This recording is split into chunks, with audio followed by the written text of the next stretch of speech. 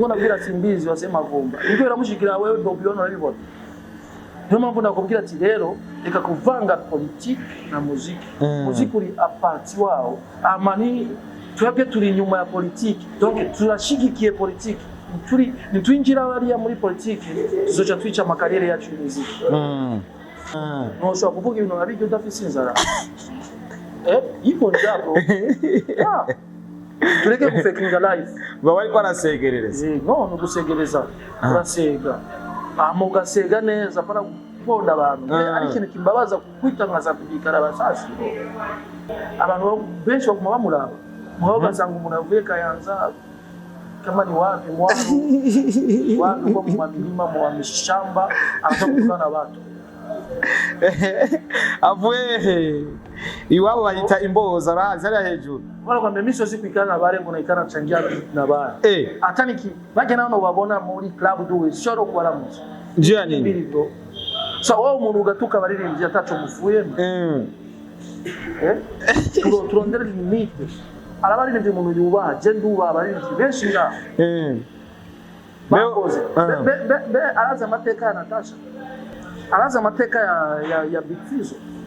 Ngira arayazi ko yanabonye hari amafoto menshi ari kumwe n'aba artiste kuva kera. Ari amafoto akiva ruguru man. Base amafoto nindi n'abantu bafise amafoto na Fizo. N'abantu bafise amafoto na Louis. Apana ko babakunda rero ubuzima bw'abantu man. Ico kintu kirababaza. Ama media stop guhereza abantu nk'abajya.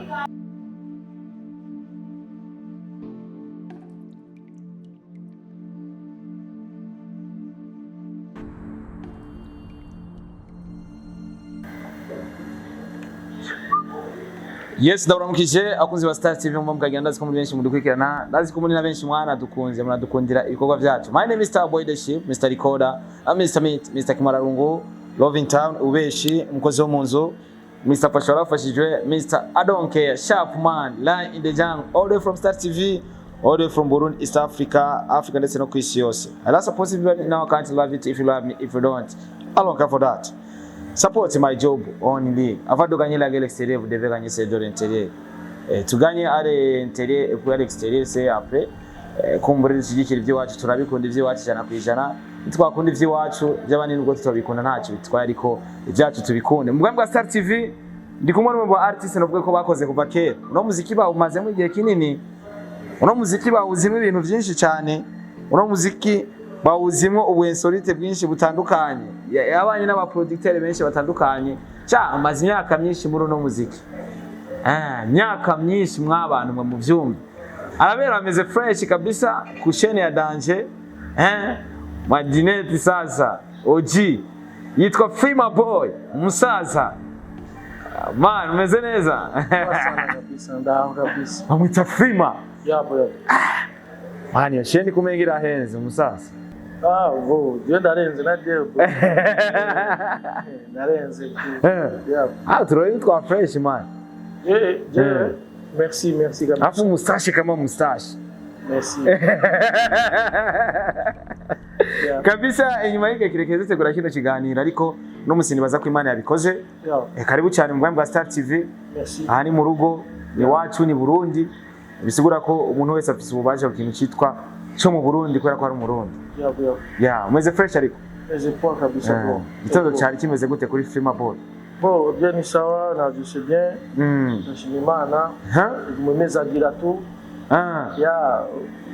Ndashima aho ngeze hose. Sasa wewe mwili wako upungukaji? Hapana niko poa. Mungu ana bless. Sio mabali watu unasikia nakwambia ni wana. Sisi tunashinda kumanguruwe kule. Lazima ni goyo kwa kumawika. Uzorindufu wiganira. Muga Imana igweza burashima biga bikeye. Wow. Kabisa wewe mwili wako kabisa upungukaji. Hako sawa leo unasema ngwe wanangu. Kusema tunenepe acha ngo tushinde kumanguruwe kule. Hapana. Mimi niko na roho nzuri, niko poa. Ila unanguruwe unapiga. Yeni nyama ya mzungu kabisa. Fima Boy no musino gwa ko umunsi dasanzwe wo guhura nawe ariko kandi umuziki mba nifuza byinshi tuganire. Uno munsi umuziki wa Fima Boy umeze gute muri rusange kumbure imbere ko tuja kubindi? Okay, umuziki wanje ni bon ndashima. Ubwo ni kuvuga yuko ngo ndapambana tu. Nyamwa gusa nari mfisi ibikorwa byinshi. Nagomba nsore mu 2025 iheze cyenda nsanga naso indirimbo imwe gusa yitwa Bus mugabo bivanye nuko nako dipanga inyuma y'umuziki ro live arubundi basa live umuntu akaba ameze fresh mugabo ubu ni bon 2026 mu masore ipianje ye gusohoka kanshimire abantu benshi bagiye gushikira ipianje harimo n'abatipe bitwa Pacific mu Canada wamaze kuronka aba sponsor tena kuna wajamaa wa kimya kimya kuna mapesa wakina Héritier kule nibaza yuko ipi agizosohoka niyo izosohoka audio video inyuma y'imyaka itari mike Freema ari muri no muziki uno muziki Freema koko ikintu uvuga yuko avuga ati kino kintu naragihawe no muziki kiri mu buryo bugaragara bufadika n'igiki Fisher Studio apara studio record studio y'amafilme kinini kiza amafilme 3 Pakura Amenge tena uko mabari bati onize yuko ndafise ni na fashion bro sindashira abona man fashion yambika kandi mugabo biragurisha sindabishira abona kubera ni fashion ngomba kuzoba shaka abantu bari supportinga ni fashion ije kwambika bari n'inzitu badazi yuko ni fashion bagiye kubona vuba mwanda ivuze yuko mfise fashion ukabona filma kwa begwa iti wanje kabisa ndibuka Freema utugaragariza umuntu mwakunda nico ariko nigeze tubwira ngo mwarareba muracyari ku gogo turi kumwe gogo Freema turi kumwe iko fresh baby waraho kabisa gogo tunakusalimia so ako biri kose nibaza ko uno muziki turimwo uracyakeneye ibintu byinshi cyane rapapa se nabonye post kumbure no ngiye kuri Facebook yawe ndaza kuyibona wandika uvuga ati abantu bagomba gusyoza abanyamuziki bacu bagasyoza umuziki wacu bakawuvanga n'ibindi bintu bidakwiye uko dushobora kubivangana aho novuga yuko wakoze iyo post umaze kubona ibiganiro simbizi wase Mavumba ariko arakora Chevale Mukombozi uravuga ati bano bantu vraiment ibintu bariko barakora no cyo nigikunda ivyo bintu aho urubibona kuva kera ariko uno munsi novuga yuko niho wavuze ati reka nkore post nka Freema Boy kweri iki gukora iyo post mu gihe uwo bita Simbizi amaze igihe kitari gitari ko arabivuga uwo bita Chevale amaze igihe kitari gito ariko arakora biriya biganiro kubera iki ino post kuza muri kino gihe muri no mwanya bon merci je nagomba mereze kunza gasupo kuri Simbizi Simbizi n'umugenzi wawe musanga muvuga umugenzi mugabo ngo ndamwereka so bro inyuma y'ivyo ugira byose uri umupapa hano umuryango sivyo abantu barakubaha barakwizeye bamwe baguha amadiri bamagira iki baragushira aho uri wewe mugabo wa parti y'umuziki reka kwigira uko uri kabizi reka kwigira uko uzi umuziki gusumba abandi reka kwigira yuko uzi byinshi muri music reka namubwira gatoya je ndababajwe nuko yigeze no gufatira Satibiku ku Kanigo amwita ngo Karabasasi izina yaramaze kuyimura Karabasasi nijyo yamutaziriye why nenda kwereka Simbizi music y'u Burundi barabakurikirana marahezagiwe murongo abantu benshi babakurikira mu mbuga zabo mugabo umenye ko babakurikirana mu gihe ukura pondo muziki w'u Burundi ukura zibira byinshi byoshobora gufasha mu Burundi ukagenda haje ukavuga ati burya imihimbiri biki Karabasasi uponda music isu ukikubita ngaha bati je turabona mereka kuvanga music iri kure nivyo biri mu mutwe wawe music iri kure nivyo biri mu mutwe wawe ariko kwishima kuba ati ngo jewe ndazwi jewe ndashikikiwe niki music itandukanye nivyo namba nyumva araza kukubona kino kiganiro kasoko apana gukora ibiganiro wanyoye vanze fangas ukanwiki meme byo maraba kwanza bro apana umuntu agusaba emission direct muce mu muhaji shaguponda agasha kwifatira abaririnzi uko yishakiye stop ivyo nivyo bituma umuziki wacu uri down namba ari umuntu yagutumye gucafuza umuziki w'u Burundi mubwira ati rekana nivyo barundi baramaze gucubwera uno munsi utuse umuririmbyi nka Mukombozi ya nawe muririmbyi yitoje ku bushinga amateka kandi igihugu caramwizeye kiramuha nico kibanzo cyo kwitora ya turamutora wewe ucugenda haje urafata umenga nisazi ukirekana yuko ukomeye cyane mu minsi iri imbere yafashe nabi uwo bita Kigingi bafa madiri mugabo ucugenda haje uraponda Kigingi si vyiza umuntu yubase izina riragoye babona kubaka izina mu Burundi wosho kuri korona Starboy yarubase izina yapambanye kuva kera mugabo ari umuntu usho kumukorora mu minota 2 acafuza izina giwe sefini rero simbizi stop music ya waba ariko bararondera ubugari ya reka rero kurondera ubugari ariya uza guponda umuziki reka dukore ponda ibikogwa ugati ijya clip siyo nabarinzi bagerageza bashira mu mutayi ba aho ni bon apana guponda izina ry'umuririmbyi Mukombozi ni level akaravuze yavuze ati muze murambara ishati z'umugambwe no ninava mu muziki na politiki music na politiki n'ibijyana music iri kote politiki iri kote kuko twinjiye muri politiki music ikinjira muri politiki tusanga rero ariho byinshi tugiye konona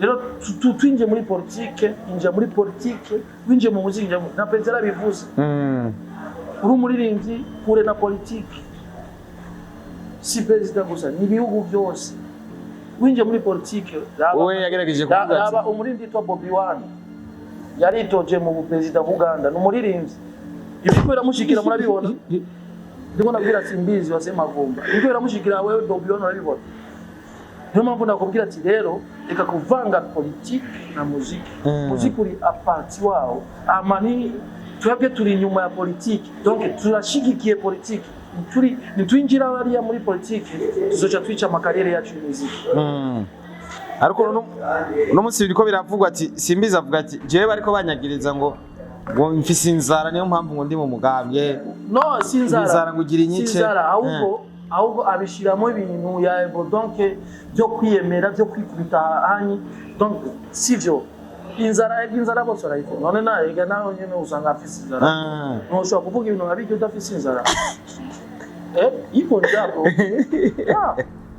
tureke gufekinga life baba ariko arasegerereza no gusegereza urasega ugasega neza para guponda abantu ari ikintu kimbabaza kwita nkaza kugikara abasasi kumwita karabasasi afise umuryango afise n'abana bakuponda uko wishakiye ako nano bamuponda simbizi uratunda kwe gatoya dushatwigire yuko bijya by'abajya batanzania ngo bamujaku baba level bajya rero ndakwereka bajya bari muri business baba level ari mu kuboko kwa Diamond ubye araponda muga akorera Diamond muri televiziyo akinjiza inoti simbizi uri kwande minjiriza ngaye ku muduga ugira ibibazo ugatangura gucangisha amafaranga mu bantu ahora changisha amahera simbizi bro tuje turarika kuvuga guponda umuntu uraponda umuntu maze kwikwiza wenyene enda kugira gato bajya babonye ko atacu bafise ubu bageze barazimye kwera ubucawa bwabo ntangu wari ufise beba bamuja kubaba adoto magari bajya barafasha babona za Dubai singiza maze kuri ndega kangaja hanze igihugu yanarimo azoyurira vuba ngira oya ivyo ni ibintu vyiyumviro nkuko umuntu afise vyiyumviro rero apana yo gukunda abantu bama bigirira zo hanze bagafata indege bakigira ko kaza guponda gusa wirirwa nga wifatira amabisi sakanyosha si vyiza bro uno munsi stop namburi mu bijya bintu singizi reka sindagutuse uri mu legend mugabo ongeza akili ajiongeze vraiment simbizi sio mimi ni Frima Boy ama tuje kuri nuze ujya kile kibaraka chake kibaraka cha Simbizi Cheval Cheval atungana Simbizi ndabizi cyane niwe mushira mu mwuga niwe donc Simbizi niwe amubesha Cheval akabeshwa n'Internet TV yitwa yaka sivyo uyugure na YouTube yiwe ujya Cheval ni donc sinzi piko watu wa Bigimani wanakuya na roho mbaya baje program gisagara rero Imana na Shevval ari mu bantu natwabira Imana ibana soka mubanya gisagara ari umunya gisagara avuga ko byagatuka abantu imbwa imishenzi ni mutwabira Imana ndakwaze gato bijya mu nguje je kijya gitipe mu je ni kibona ukibona tu basi sinzi ndakibone tu basi mbone yuko umenga mbone nyarara tu na muntu ushaka gufata abaririmbyi bose ngo yimbwa ugatuka Lolilo ugatuka Mukombozi ugatuka bande imishenzi agatuka ba Bface aba bagurishije amatongo iwabo baza kugura babugura ibintu byo kugurisha impuzu n'abandi ariko akambara karato adanaza amashugwe ni byiza Imana imezagiremo uwo mugabo wiwe singo naponda akazi ki mugabo niko ndamukunda mu bwenge bwiwe nikijuju bro kijuju brother washaka gufata abantu nkuti bishaki namba fise ubugenzi n'abantu binda baje gutukana byo ko byo kubyana biga nakurikirana avuga Alvin ngo aramugira boto wese namba ari umugenzi je umaze kuvuga icyo kintu je c'est fini na bugenzi bu wao tumiyagizo boro zaifu boroga zo z'abahungu uko bana mukwana ubona mimi usagana uzumvise nyene ni ba problem banamuke bako Burundi ni bengi ukigenda kuronda undi muhungu mugenza lakini cha wahi kubisikia mu basani kama kuna wasani ambao wana bisikia singo nabisikia kwa wewe kirofa Shevval iko nasema kwa Alvin wanamkwala mkate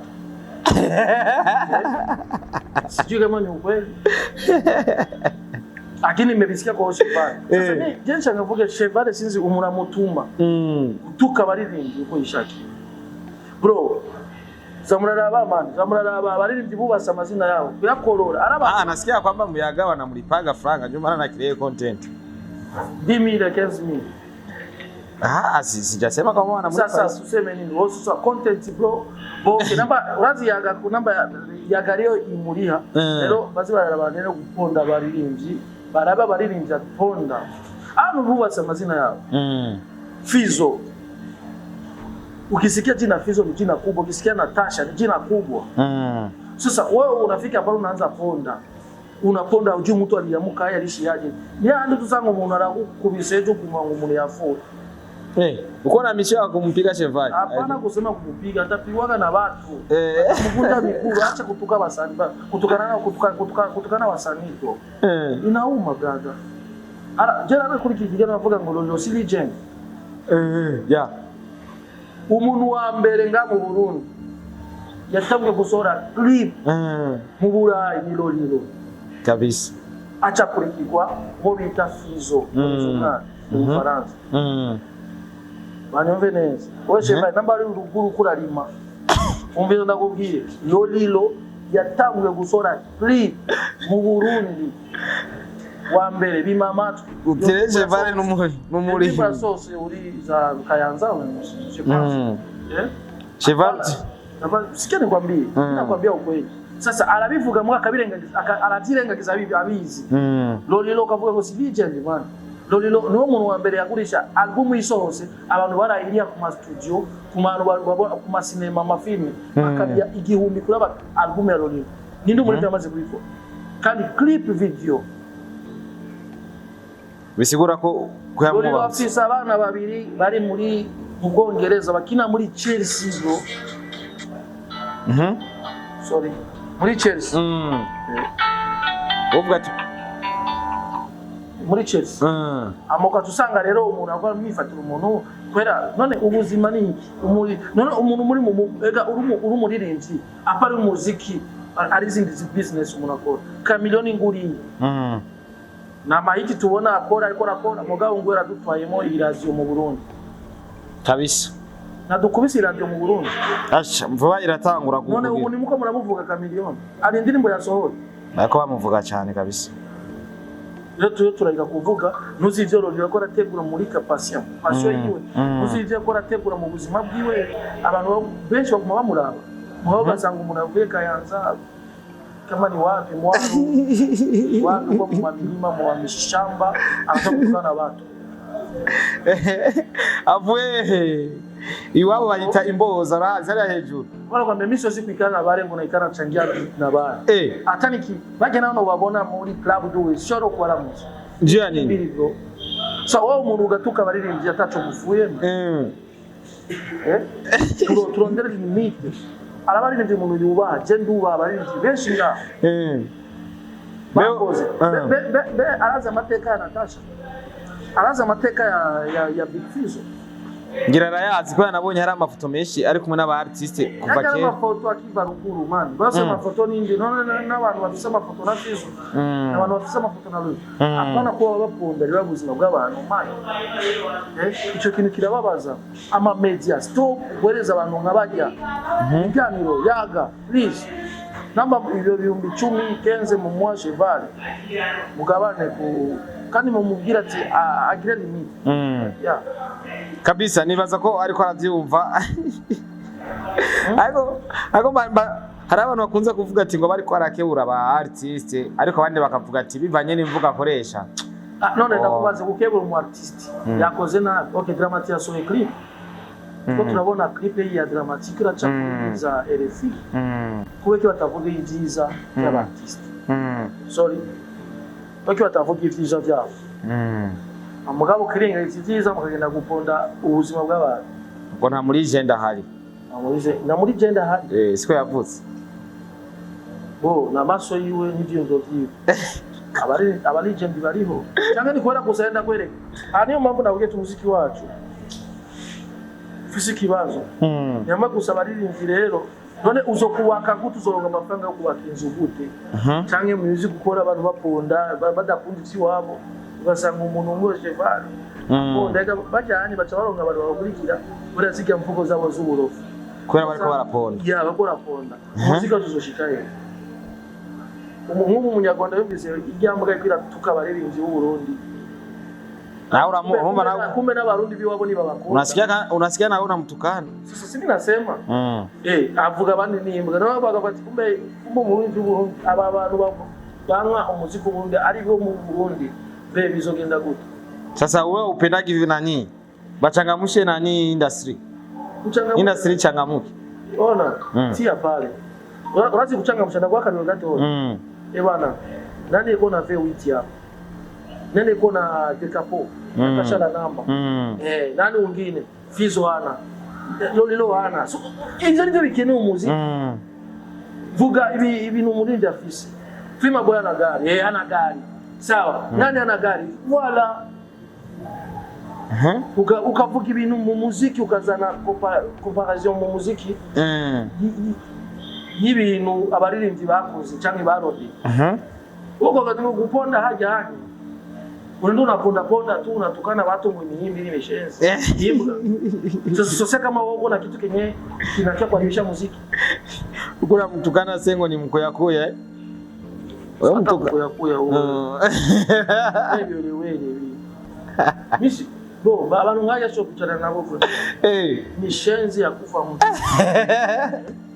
so unatukana watu ega twara bisheni tusivu ugasanga ukura kurikira umuntu agutuka baririmbye bo utuse buririmbye utusa baririmbye bose kuko je pense yo ngabo muziki turaizi turaizi tunajua gisi mnapambana afu mtu anakuwa akila letoa nyimbo na B-Face au kuiona sinda yumva yo ndirimbo sina siya waya takushiki haiko tamukartie kwenu yo ndirimbo nayo ndayumva sinzi ko urayifuza yitwa Susu yitwa Susu na ndumva siyo taisikia nyimbo ya utasikia nyimbo ya mtu anatukana na kweli watu kuna watu wenye walienda kuisikiliza watu mimi sijawahi kuisikia sindaona na B-Face ashira niyo lingi Kristo wapi kombolebo siyo zoyumva iyo wonye bishisa ko aratana n'amajambo kujya bari kumwe na Alvin bose umenga bavyumva kumwe hari cyo Alvin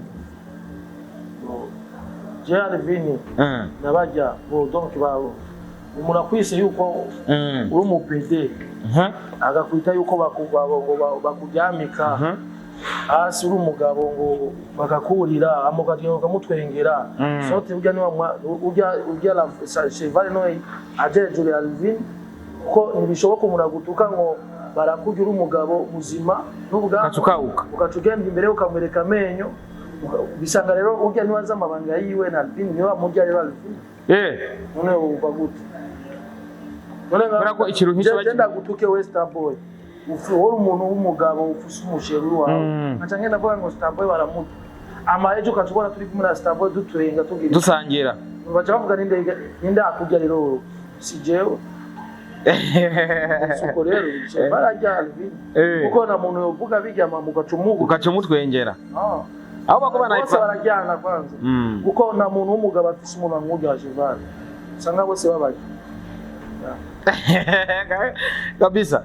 Kitu gani ambacho unaona hii 2026 tunaweza tukachange katika muziki kugira muziki ugera aho twifuza kugera? Reka ugwango amareka ngire felicitation ku baririmbyi bakora Bilimani Boy big up Dramati big up Bitfizo bande Lolilo waje kabisa big up n'abaguma gucinege kuhaje bo ndazi yuko kwizina rya Lolilo muzomutera amabuye cyane kwera yarakoze ibintu n'ibyafashe mu myaka myinshi. Lolilo ni legend kuhaje niko biraza kandi ubu mutwemeza amapiano akoze neza ama ikindi ndashaka kubwira abantu abafise ibi abantu bafise abaguza tunga bashigikira abaririmbyi nkuko bamwe bakorashiramo imiduga hajya bakiko bakayigwanira dushaka abandi dufise amakampuni akora amazi kiri kwamuhaye imodoka atangura kugwana ku social media na Simbizi baterana amajambo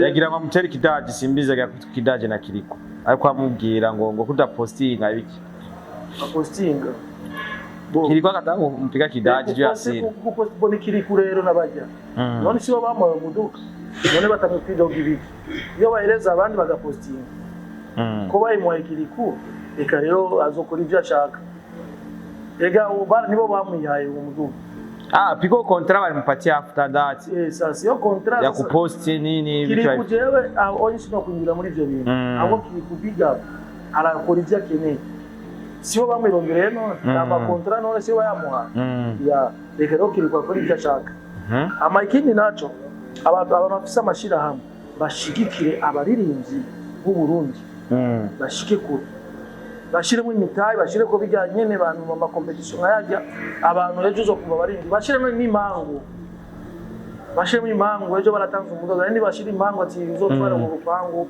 ubase n'ugwiwe basi urabe ko umurinda atangwe kuba iwiwe donc gushikura munsi ntabaririmbyi ari nka mu Burundi bafise amazu barazifise Frima ko si niko si kama nani for example Natasha bona kwa Natasha sasa ni lazima. Sasa kwa nataka nzimena ni. Wanyine sasa. Fizo iko na kwake. Wapi? Iko na kwake.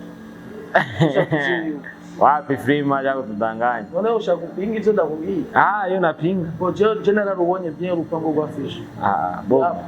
Bongo yako. General ubonye mukanyosha. Si parcelle.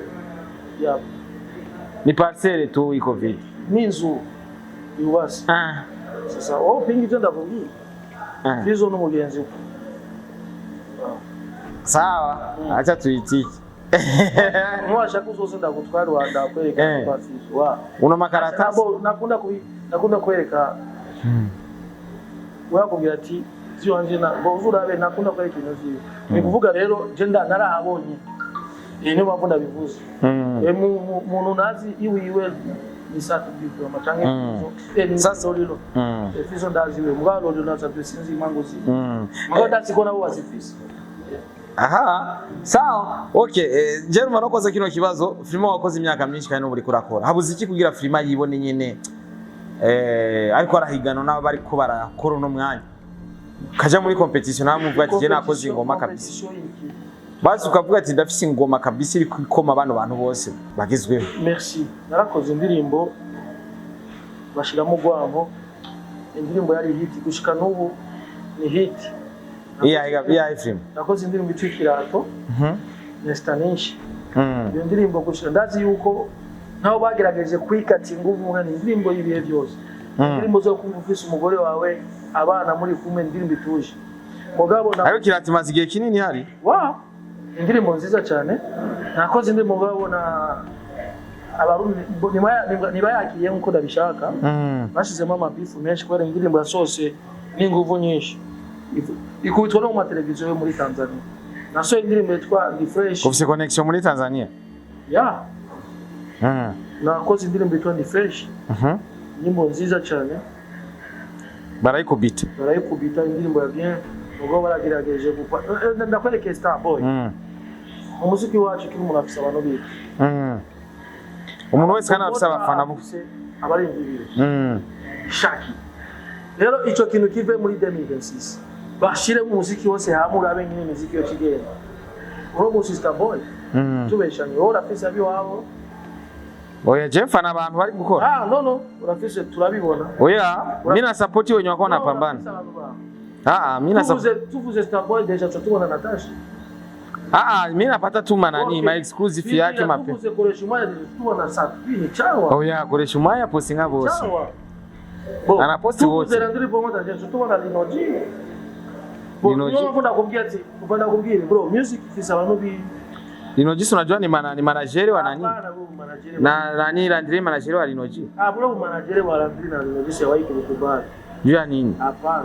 Si wanatumika pamoja? Ile ni donc siwezi kuingia lakini siwahi kukubali. Juu ya nini hujawahi kumkubali? Si zamani mlikuwa unafahamu vipindi naye na Landry. Landry anakumbukaga kama zamani tulifanya kipindi. Kama unafahamu content za maajabu mko na wakina wake yes. Alifanya na wakina wake yes. Na wewe mimi siwahi kufanya kipindi na Landry. Jani?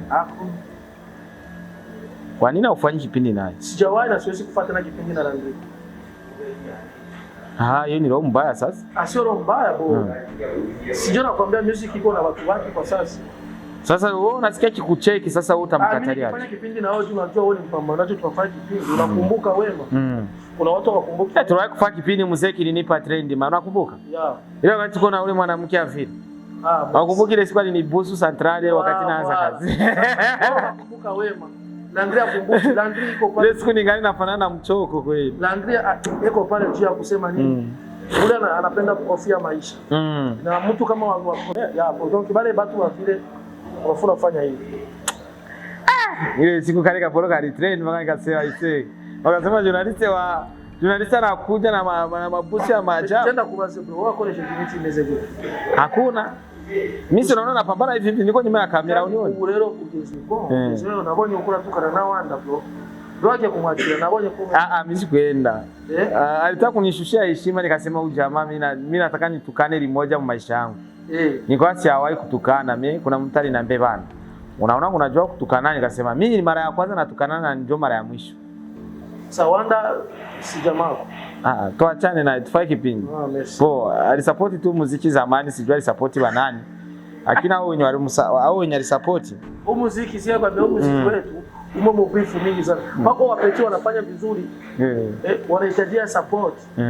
Na pako watu wanafanya muziki ili wa support. Kwa mtu anafanya muziki mzuri, kwa mtu anausikia ni muziki mzuri. Mimi akachashira mwaka wapi? No. Tugerageze tureke ivyo honye. Rero niko ndavuga ni kama manuga babasimbizi. Nko turavuga bavuga umuziki w'Uburundi.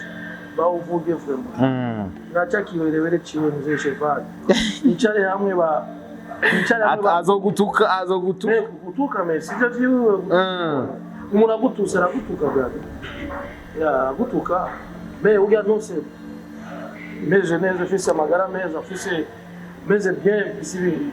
Uga nawe umuryango niko na Jeanette yabeyi hata kintukana hata nibe bafasi rero bamubuza ati rero ujya mu tipe bareke bijya byo gutukana bakundisha abantu muziki mwiza cyane na cyane reka mvuge dramatique hapo bro indirimbo yiwe meze bien na akurikanye video ya bien uko yake mvuze gutyo kora nkunda muziki w'Uburundi nawo shiki wanje playlist munzu yiwanje ni muziki y'abarundi imiziki myiza ndayikunda tusanga rero umuntu anatoka huko mabilimani anafika kutukana basi sio vizuri tupende muziki wa kwetu yarababwiye ati je nizi ishuri rimwe aho ndaciye ubwenge niyo mpamvu cyangwa usanga mu kipe ya chemo urazi bijya bitusikiye ya chemo bajya barabo mu baraba all feme kandi rero akabana mu barabara bose nibatukana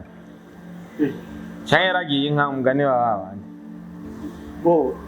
ahubwo ujya biboneka ko menga n'ibito yagenda gututura ibitoki akina nafanana fresh sawa napendeza fresh ni nini brother sasa afika Bujumbura ndarudie kwao sasa anaweza karudia sana Sasa Afrika Bujumbura. Bon, je n'ai pas dit type bon, mais à part une musique que j'ai d'accord même, c'est nous qui a bien. Qui joue du moment. Freeman reka nagushimire cyane. Iyo usaba kunzi ba Star TV muri kano kanya bashobora kugira ico baterere mu bagire subscribe kwanza cyambere ku TV. TV bikora neza umaze kubona mu TV. Journaliste wanyu n'umugogama. Chawe akuna kuboga. Gomba nakivugire nga. Uni boferi wanje. Esheri we ni sister, my sister. Akini ayajui. Bo, tuzabivuga n'undi munsi. Amagira subscribe ku TV. Nanje ndayishigikiye vraiment. N'umuntu ayitanga.